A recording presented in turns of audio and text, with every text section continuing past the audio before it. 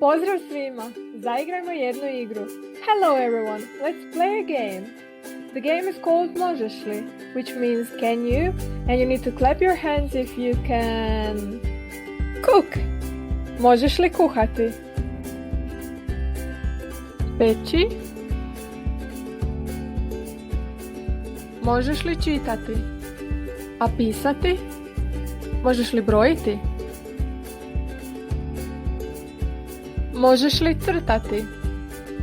A bojiti? Možeš li slikati? Možeš li čistiti? A voziti? Možeš li pjevati? A svirati? Možeš li napraviti čučnjeve? A napraviti trbušnjake? Možeš li plivati? A veslati? Možeš li skijati? Možeš li namignuti? A dotaknuti nos jezikom?